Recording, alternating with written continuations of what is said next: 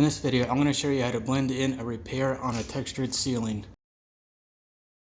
Up to this point, I've done the repair and I tried to blend it in to match the existing texture, but I was only using plain drywall mud. Obviously, that's not going to match the styrofoam little bits up there, so I'm going to have to sand this all off again and use actual ceiling texture. My initial attempt to keep the dust down was a complete failure. It ended up getting everywhere. It actually ended up clogging up my filter instantly, basically. So what I'm going to do now is put some high velocity fans in this window and this window. Open up the door over there, have this fan blowing so it'll redirect the air underneath this plastic cover and hopefully immediately funnel out the windows.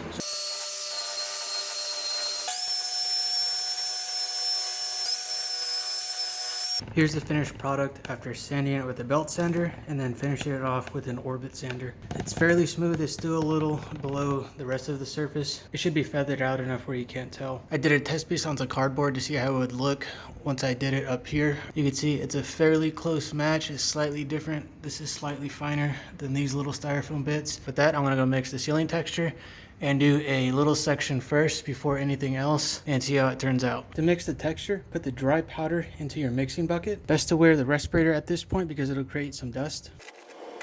Now add a little bit of water to the dry powder and with the drill start mixing it. What I do first is move it around manually to get the water distributed. Then I slowly start pulling the trigger. Check how thick it is. This is obviously very thick. What I'm trying to go for is runny oatmeal type look, so I'm gonna add some more water. It's always better to slowly add water than to add too much and have to add more powder. And once I'm done mixing, I just hold the mixture in the air and spin it to fling off any loose bits. You could go slightly thicker, and I wouldn't go much more runnier than this though. You see it flows fairly easy. Now to make things easier, what I do is I hang my hopper like this and let it sit. That way I can pour the texture directly into it. You can see how runny it is like this.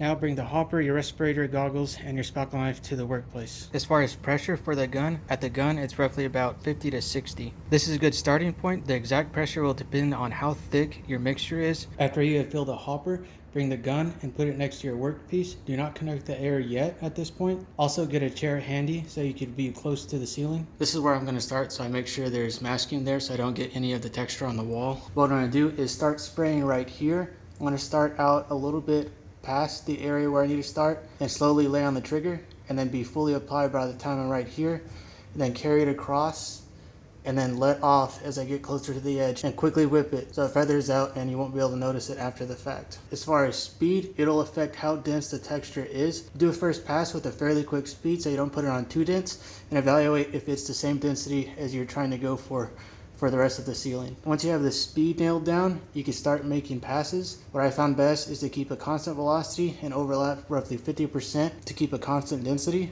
and then just keep it going back and forth. Also, it's best to have a light where you can see the shadows. As you can see, it's very obvious now with the shadows of how dense the texture is going on. Now I'm going to do a couple passes to show you how I start out. At this point, definitely have your goggles and your respirator on.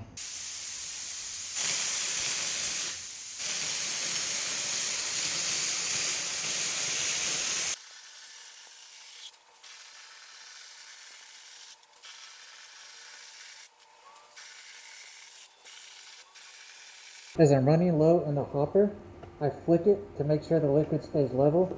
But at this point, I'm so low that I'm going to get my spackle knife and scrape off the sides to make sure it all forms at the bottom.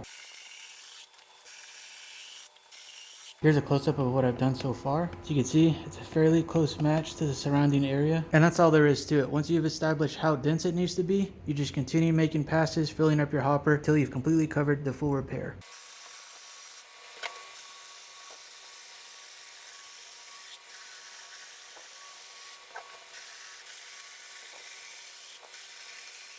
Once it's completely dry, inspect it to make sure it blends in nicely with everywhere else. You can see this is a fairly good blend at this density. Some spots are going to be less dense where you might have moved too quickly. So at this point, I'm going to go over this quickly with a second pass. Now it's a little more uniform compared to the surrounding area. Here's the ceiling after doing 2 coats of the texture. As you can see, I've roughly matched the density of the rest of the ceiling. However, since the texture I used was much coarser, it's much more obvious and there's much more shadows created by the larger pieces of styrofoam. So what I'm going to do to reduce the appearance of this is get a drywall knife and just rub it across it. This will knock off all the very large pieces and it'll make it more uniform and hopefully blend it in closer to the existing texture.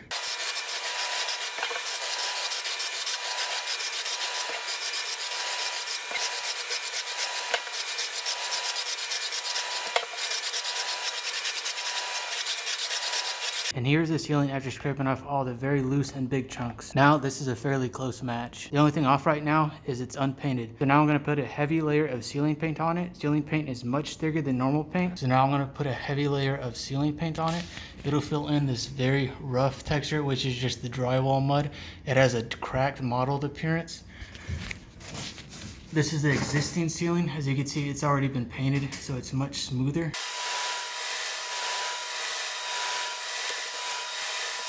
And this is the area after painting it. That is how to blend in a textured ceiling repair.